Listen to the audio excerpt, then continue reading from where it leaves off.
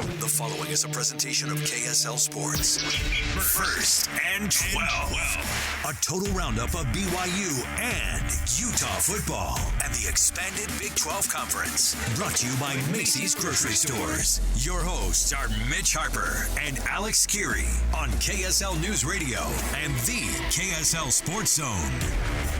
What is up, everyone? Week 2 of Big 12 football is in the books. It was an eventful weekend once again in Big 12 football. We learned a lot more about these Big 12 teams in 2024 as the schedule had a lot more Power 4 competition. We'll break it all down over these next 2 hours. Mitch Harper, Alex Kirry with you. And Alex, this was an eventful weekend of Big 12 football. Happy Sunday, Mitch. This is the only way I want to spend my Sunday mornings. This and, you throw this and a little bit of church in the mix, you got yourself a heck of a Sunday, man. We got to talk Big 12 football on a Sunday morning. That's our new thing, man. So that's what we do. That's what we feel good about. And yeah, man, some scares across the Big 12. You've got all sorts of things that we can chop up. The power polls. We've already had some arguments, so we've had to go back and forth over. I'm excited about it. You're fresh off of the plane from Dallas after BYU's win over SMU. So let's jump in right here. We get to our first segment, of course, is always bringing you the biggest headlines across the entire conference. Let's get right to it. 12 headlines. 1, 2, 3, 4, 5, 6, 7, 8, 9, 10, 11, 12. The dozen storylines that shape this week of Big 12 football. Headline 1. Utah was absolutely cruising against Baylor. It looked like it was going to be on its way to a 100-0 victory, but then Cam Rising, after what looked a little bit on the edge of being a late hit out of bounds, injures his throwing hand, Mitch, out of bounds on the water cooler. Now, it looked like he came back, and he was on the sidelines in good spirits, but I'm not sure what the full report is, except for that it absolutely stalled Utah totally. I know they were up 23-0, but that really did look like a nasty one. And man, Utah Nation, I had friends that were in those stands down at Rice-Eccles Stadium, and they went, the awkwardness in that building was palpable as soon as Cam Rising left the stadium and Isaac Wilson had to come in the game. The entire tone of the game changed when Cam Rising hit that Gatorade cooler and injured his hand. But, Kyle Whittingham did say in the postgame that it was not real serious. But, next week at Utah State, if they might have to go with Isaac Wilson, and the offense was struggling. I mean, and that's a tough spot, getting thrown in, first Power 4 competition for Wilson and being thrust in at a moment's notice, but still a little bit worrisome and something to monitor going forward for the Utes. We'll talk more Utah and Baylor coming up a little bit later in the show. Number 2, Iowa State. Their kicker, Kyle Conradi, hits a 54-yard field goal to take down Iowa in the Cy-Hawk rivalry. The Cyclones trailed 19-7 under 5 minutes in the third. They win 20-19. Huge win for Matt Campbell's squad, and maybe they could be dreaming of playoffs. This was a huge win. What's up with the year of the kicker? Everybody hitting 50-plus field goals for no problem. That one went through with an extra 5 or 8 yards to spare. That was a heck of a kick, and they escape and they get the win over Iowa. Oklahoma State, speaking of people who were a little bit nervous, this one went to overtime. Arkansas absolutely blew the doors off of Oklahoma State when it came to the yardage. Like, Mitch, if you looked at this box score and if you watched the actual highlights, Arkansas was the better team, but Mike Gundy is a wily dude, and he knows how to get the win, and they get the win in overtime. Ollie Gordon was not much of a factor. Write it down. Alan Bowman was the guy today for the Oklahoma State Cowboys. They get the win. They escape 39-31 after the 2-point conversion and the touchdown in overtime. Yeah, that was significant that Alan Bowman led Oklahoma State, because we all know that Ollie Gordon's going to get his in many of these games. But for Bowman to win a game, that was pretty big for Oklahoma State. He's felt disrespected, Mitch, mostly by this program. On the downside, though, Oklahoma State lost one of their top linebackers for the year, Colin Oliver, so that'll be something to monitor. Number 4, I was in Dallas. BYU makes it clear with Brett Yormark in attendance that Dallas is still Big 12 territory. They take down ACC newcomer SMU in a slugfest. It was not pretty. 18-15, BYU gets the win over the SMU Mustangs. All right, so here it is. This one was a nasty one. We'll get a ton into BYU, obviously. Houston almost goes into Norman and pulls off a possible upset, but special team mistakes actually lead to, this is what happens with teams. If you can pull off upsets when you have even a little bit of the stuff together, but that was a nice effort by the Houston Cougars, and it might move them up the old power poll this week just by making that effort against Oklahoma. Yeah, they missed opportunities. They had a botched special teams for punt return, and Oklahoma, I know they're no longer a Big 12 member, but I'm telling you, I'm not sold on Oklahoma having success in year one in the Big 12. Kansas State, they needed some defensive heroics to escape New Orleans with a victory. They got a 60-yard fumble return for a touchdown, which gives the Wildcats a 34-27 win. It was a little bit of a revenge spot over Tulane because 2 years ago Tulane knocked off the Wildcats. They just escaped. It was a bad weather game. It was weird in the post game too. They had no visiting post game press conference. Kind of weird accommodations from Tulane, but wow. Kansas State escapes and gets a victory to stay unbeaten. Colorado, in what may have been the nastiest game on TV yesterday in all of college football, they do not show up on the offensive side of things. Nebraska, on the flip side, I don't know. Matt Rule might be turning some things around there. They get the W 28-10, and they scored all 28 in the first half. Colorado couldn't move the football, Mitch, and they looked awful. Yeah, the Colorado offense was abysmal. That was the first time where Coach Prime's Colorado team, where the offense was far inferior. Usually it's the defense, the trenches. Offensive line's still an issue, too, for Colorado, though. And Nebraska looked like they just manhandled the Buffs, and not a very positive outlook for Colorado going forward. We'll hear from Coach Prime coming up a little bit later this show. The Kansas Jayhawks have been viewed as, maybe a preseason dark horse to win the Big 12 Conference this year. They fall on the road at Illinois, so still some – Kansas of old moments, not getting it done with the spotlight on them. They fall at Illinois. They allowed 10 unanswered in the fourth quarter. Jalen Daniels, the star quarterback, he tossed 3 interceptions this game. They had so many issues with not converting fourth and shorts.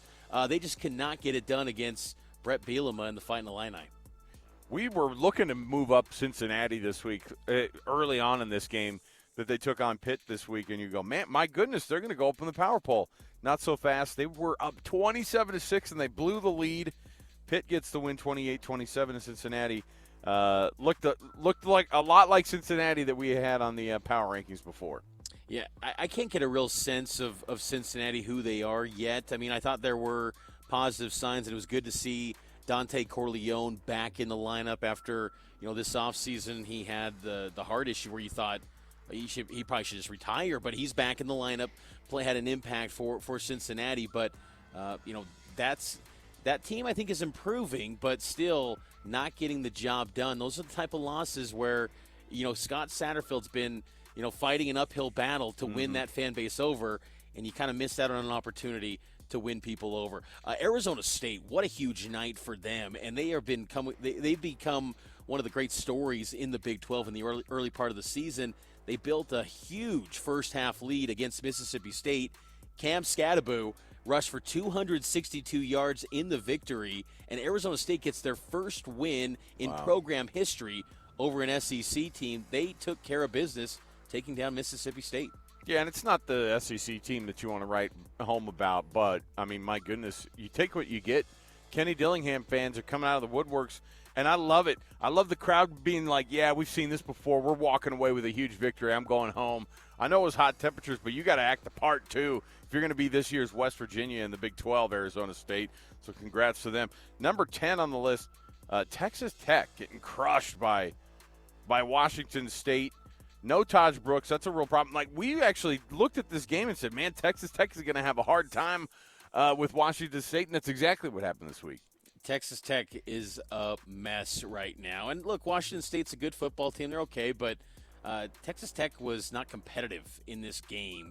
Without Taj Brooks, they were completely lost. And there's just no fight. Typically in games you watch teams and you go, okay, they brought effort. Even Colorado, I saw effort for a full 60. Texas Tech, they looked down and out the whole game. Like, they didn't want to be there on the Palouse. And, credit to Wazoo. they've been fighting to, get into the Big 12's consciousness. They showed, hey, we're still a pretty good football team, and maybe down the road, if the Big 12 wants to completely forget the whole UConn thought, maybe look at the Wazoo and Oregon State. Hey, a big fourth quarter allowed Arizona to pull away from an upset bid by Northern Arizona, the FCS Lumberjacks. It took a safety and then a late touchdown in the fourth quarter for Arizona to get really comfortable, but kind of a closer call than expected for the Wildcats, who had such a big offensive performance in Week 1. You don't really want to have that one happen after you put up 66 against New Mexico, but there are ugly wins along the way, Mitch. We know this, and Northern Arizona has a history of embarrassing the other big programs in the state and, frankly, other programs across the western United States. So there you go. All right, we'll take our first break on First and 12. Happy Sunday to you, and happy shopping. It's all brought to you by the folks at Macy's, who are proud sponsors of this program. And we're going to take a quick break here. We'll jump in. We've got a BYU game to break down. Mitch was down in Dallas. I did the pre- and post-game shows, and, man, we have a lot to talk about. We have tons to jump into. Mixed reaction from BYU fans, but they are 2-0. So stay right here. More to go. 97.5, the KSL Sports Zone, and KSL News Radio, 102.7 FM and 1160 AM. It is First and 12. Today's just the start of the Big 12 and Power 5 talk to come. Listen to JJ and Alex Monday on your drive home. Afternoons from 3 to 6 on 97.5, the KSL Sports Zone. Yes, welcome back, everybody. It is First and 12. Happy Sunday to you. Our program is always brought to you by Macy's Grocery Store. Happy shopping, everybody. Alex Kirry, Mitch Harper. Glad to have you along here with us. And it was a Friday night. It was a Friday evening game in Dallas, which is always kind of interesting to see how that one's going to go from the attendance standpoint, Mitch. But Ford Stadium there at SMU, this was talked about a lot. And it was everybody's wondering. The early season, you don't know what you're really going to get. And so these lines at the beginning, when BYU was a 2-touchdown-ish dog going into Dallas, we know that SMU can be very, very, very good on offense. But, man, BYU's defense showed up. And it wasn't just holding SMU to only field goals. They get the win 18-15 on the road. I think that the most of the reaction that I got from folks who I chatted with all day on Saturday and part the way today, where it was just like, hey, look, man, they got the win. Ugly win, but who cares? They go to 2-0, and the defense looks great. But, man, there's a little bit of that darkness creeping up because Jake Retzlaff had a Jake Retzlaff 2023 performance, and that doesn't leave BYU fan feeling really good about that 18-15 win, albeit a W. No question. And, BYU should feel good about being 2-0 because every win is precious. You can't take them for granted, especially last year after starting 5-2 and then losing 5 straight. Enjoy these moments because they can be few and far between, as they've grown to realize in a power conference league. But, the defense was the highlight. And not only was the scheme, the play calling, they completely took out Preston Stone, literally, the starting quarterback for SMU. He was phased out after only 3 drives in the game. But the speed of BYU's defense and the starters, too, Blake Mangelson, Jack Kelly, they played great football. And it's just like it's coming together, this scheme, this vision that Jay Hill has. And it was great to see Jay on location with his wife, Sarah, there at the stadium. He was calling the defense from the press box, and clearly there's a collaborative effort going on. That's a term we heard back in, 2019 with Jeff Grimes, and, it's collaborative, and we're going to work together. It's like, oh, my gosh, I'm having flashbacks again. But it worked, though. And, I honestly, I come away with this, and this might be, a take that talking down on the opponent, but I come away feeling like SMU's not that good. I think they might be a 4 or 5 win team this year, but still in this moment, this is a good win for BYU. But the offense, to your point, yes, I was ready to say Jake Retzlaff needed the hook after that first interception in the third quarter. You said you were going to be patient this year, Mitch. Come on. but the thing is that it was catastrophic in that moment, it felt like. But you got to give Retzlaff credit for that pitch, the audible, as Kalani put it, and he makes that great play on 4th and inches near midfield and pitches to Miles Davis, and they get a 37-yard gain. It was the whole Jake Retzlaff experience. But I think next week, and we'll get to that more, but when they play Wyoming, that logo alone on the helmet and how bad Wyoming is looking through the early part of the season, he has these mistakes against them. He's getting the hook. And I think that you got to give Bohannon the chance. But, he got it done. But it feels like that little leeway he created from Southern Illinois, that kind of evaporated in Dallas. Here's the big difference. And like you said, Wyoming did end up losing to Idaho, by the way. And we were like, well, mark it down. They're going to lose to Idaho, and they did. The Vandals are a way better team than that I think people give them credit for in Wyoming. They're not going to have their star running back either against BYU next week. They're going to be in real trouble there in Laramie. But here's the difference from last year, Mitch. What I noticed, and you and I keep our opinions to ourselves before we do this show. We have a lot of, with one another because we have a lot to break down. But you're exactly right about the defense. The thing is there's a whole change. Like, if you want to look at this team and say, yeah, same old, kind of an ugly win, the offense sputtered, the defense is a different beast now. And what you were saying about the gelling, the coming together, whatever you want to say, it's coming together. The vision is being realized. There is something different on that defense, and it's a speed thing. Like you were saying, it's an effort thing that we didn't really see out of a lot of these guys last year too. And so whatever the thing you were looking for a step forward, the defense, at least in 2 games, has taken it. And I'm telling you, it feels cultural too, right? Like, no question. And maybe there's a little bit of that boost of what Jay Hill went through the last couple of weeks, but that's the defense that was being built during the offseason and, frankly, part of last season. And I think that's the part if BYU fans can walk away and go, no, I think there's something different about this team. It's at least about the defense, even if the offense right now is still trying to find their identity a little bit. And so that was the biggest positive I took away. What did they give? SMU is a freaking juggernaut offense, and what did they give up? 265 yards, something like that, of total offense. It was, and at one point, you look down on the sheet and you go, Preston Stone was negative 22 yards his first 2 drives. They had negative 22 yards of total offense. So it's stuff that this defense getting into the backfield. It's not just the 5 sacks. They only had 11 last year. They've already got 5 this year. It's where they are. They're in the backfield almost every freaking play, Mitch, and the scheme's working, man. And R.J. Maryland, the star tight end for SMU, completely non-existent. 1 catch for 2 yards. BYU was all over the place, and to hold SMU to no touchdowns in their home stadium, that was a great performance. I said on your show, too, JJ and Alex, I said I felt like this was going to be a defensive performance, a matchup, because, BYU's historically always had these games where they kind of grind it out, and it's maybe the offense isn't always clicking, but they find a way to miraculously pull it out. And that kind of felt like this game. But what feels like it's not just a flash-in-the-pan moment is that this defense, there was depth, too, that performed. Even early in the third quarter when Tyler Batty had a Mike Tyson moment or Evander Holyfield moment, loses his ear or whatever it was. His ear was bleeding, his left side, and he's on the sideline. Logan Latui and Zay Banya are there, and they, even without Batty, they are able to force a field goal in that spot. So you're getting contributions from a lot of guys. Evan Johnson at cornerback. Dude, how about like Tanner Wall? And how about like, my goodness, Crew Wakely showing up on special teams too, and even on defense. These are names that we were looking at and you were going, yeah, they might not see a lot of field this year, but man, everybody made the effort. It was a collective effort, and even the offense. I thought the offensive line did a solid job. That ground attack is concerning, and the lack of a transfer portal addition is rearing its ugly face now after you lose L.J. Martin, you lose Hinckley Rapati to injuries. You're now turning to Miles Davis and Enoch Nawahine? What?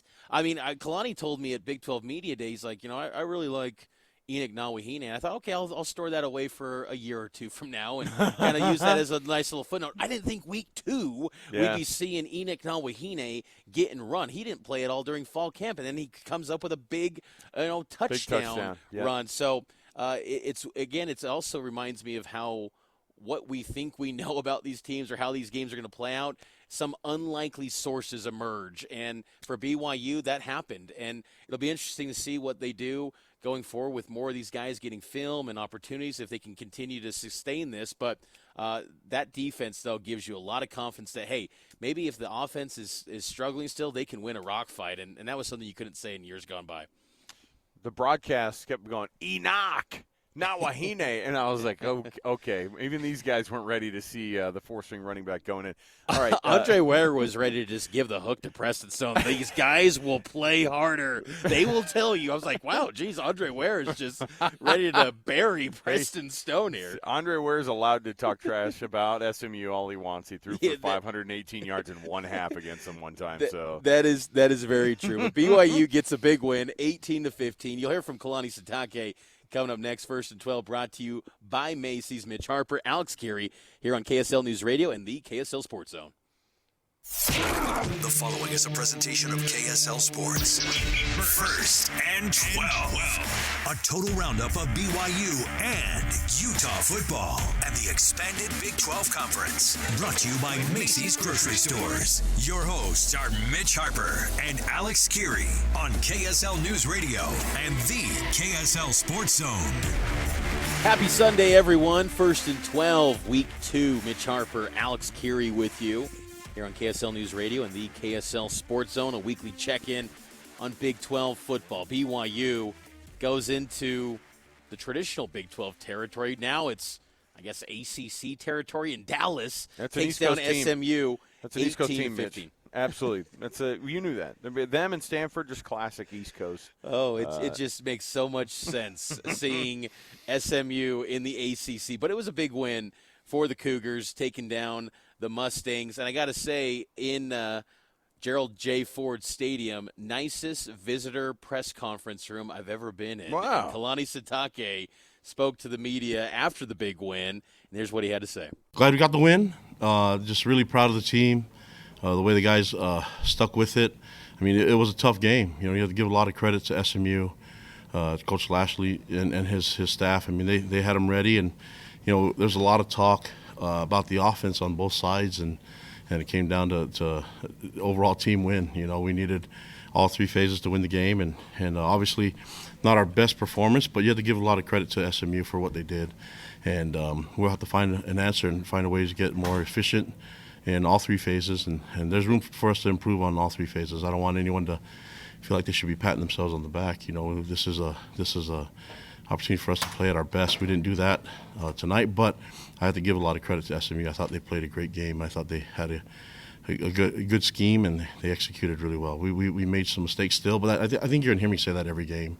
But I like the way we found a way to win this game.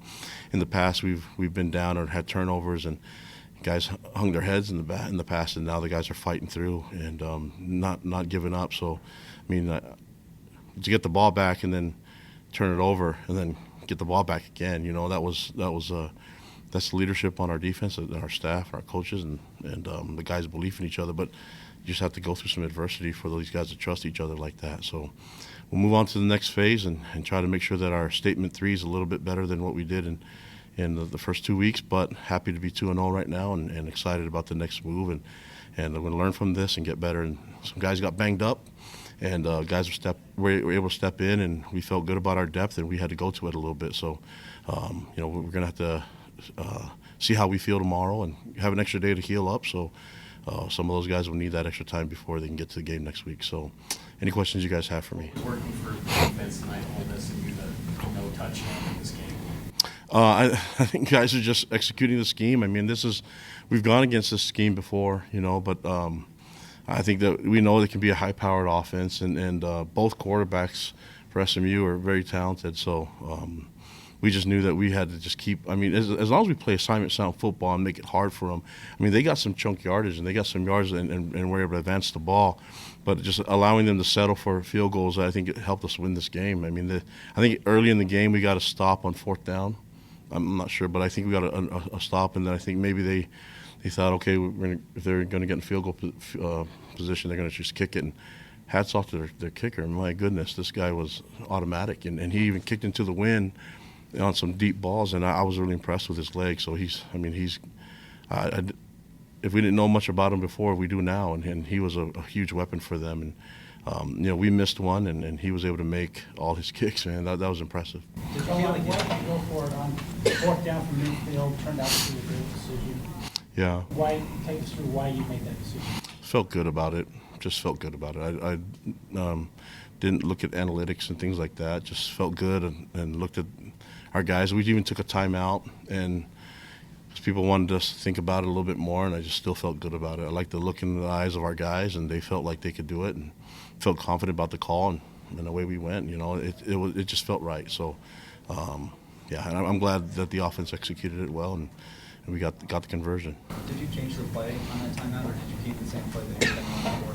I think we added a little bit of it, but I think the goal was A-Rod already knew what he wanted, and I don't know if we showed it enough, but yeah, we just knew we had different ways of doing it. So we have, and just give Jake a lot of credit. He got us in the right call. We have an audibles up there, and he felt it and got the right call on. So did you check into that play? I'm not sure. I have to look at the film. I don't know all the details. I can't tell you everything. You guys can't know all our checks and everything. So. You feel was good on that fourth down call by that led to Phoenix touchdown as well? Yeah, I felt good about that too. Yeah, I mean, there's another fourth down that we kicked it. You guys are giving me a hard time about going for it on fourth down. We punted it on fourth down a few times, guys. So, yeah, give me some credit. We punted it still, so it did work out. I think, I mean, you can look at analytics all you want, but it's like I think you have to go with the feel of the game and your instincts a little bit, and I think you got to have both of that. So, luckily, I have good coaches that kind of give me some feedback, and I'm the overriding guy, so I'm gonna try to make the right decision. How impressed are you with Nawahine and Davis to step in? Yeah, I think you asked me a question in fall camp about the running back position. I said we feel good about that group, and we even feel really good about the young guys, and so we knew that we'd have something special there. And it's unfortunate that LJ had an injury.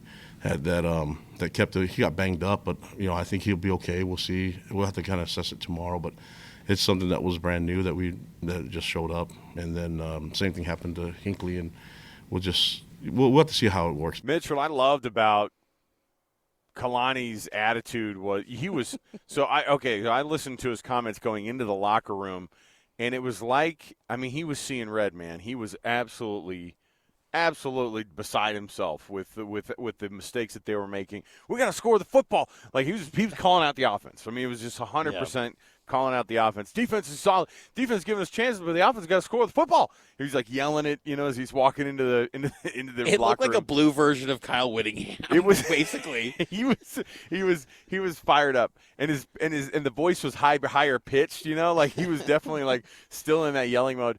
But you know what? When the defense got that final stand and BYU ended up winning, and they figured out they had cracked the Kevin Jennings code too. They were like, make this guy, just keep him in the pocket and make him throw the football, because if we give him even a little bit of pressure, which they did, he melted. And he did. His last 16 passes, he was 3 for 13. So they definitely had cracked that code. But you saw Kalani on the sideline.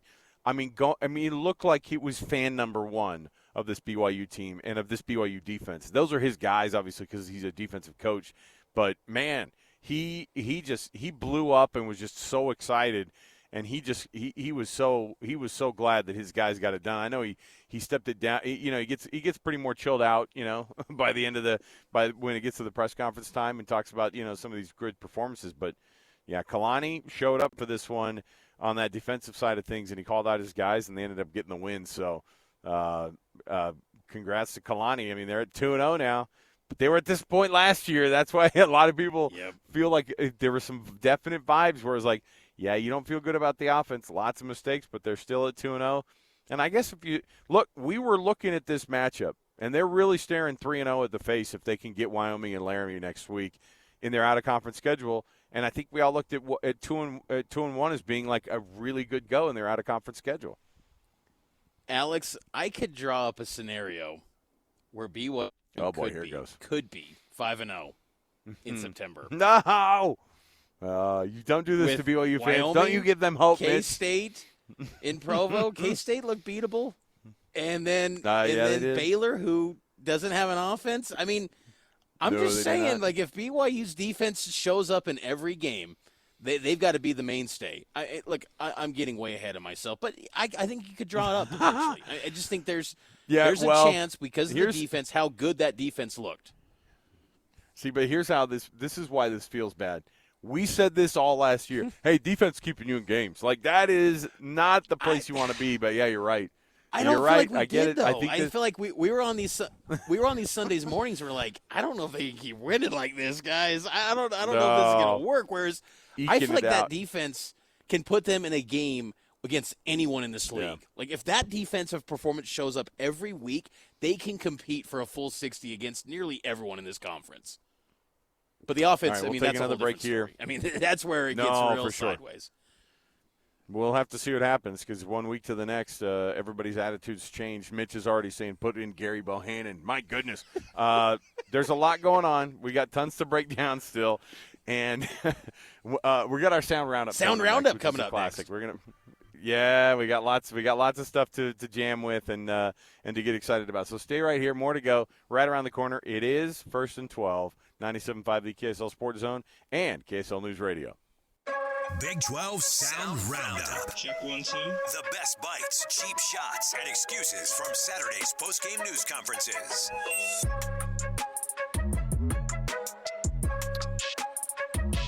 All right, everybody, welcome back. It is another edition of a Sunday morning Big 12, 1st and 12. The biggest breakdown of the conference where Utah and BYU now are both members. And we'll get into some Utah next hour. The next hour, we're also going to roll out our power poll for the week. So you're going to get a full breakdown of that Utah-Baylor game, a power poll, and Mitch and I are just going to, we're just going to log it in the books as another Big 12 weekend. I mean, you know how it is, Mitch. When we get into the actual season here, these weeks start to just pile on very, very quickly. So you'll blink, and they'll be a month in. You'll blink, and they'll have 10 games under their belt, and so it goes very, very quickly. All of this, by the way, brought to you by the folks at the Macy's grocery store. You know about these guys. Happy shopping. Got to take advantage of it. Get that con cone. Let's go. Mitch, Sound Roundup. Here's how it goes. And you already heard from Kalani. We'll hear from Kyle next hour, but these are some of the other ones that happened across the conference. Now, at this point last year, I don't know. I can't remember when the loss to when was the loss to Southern Alabama that Oklahoma State had at home? Was it week 2, week 3? It was early in the season, wasn't it? Yeah, I think it was like week 3. Either way, we were wondering about this Oklahoma team or Oklahoma State team. Mike Gundy, they eke out a win in overtime.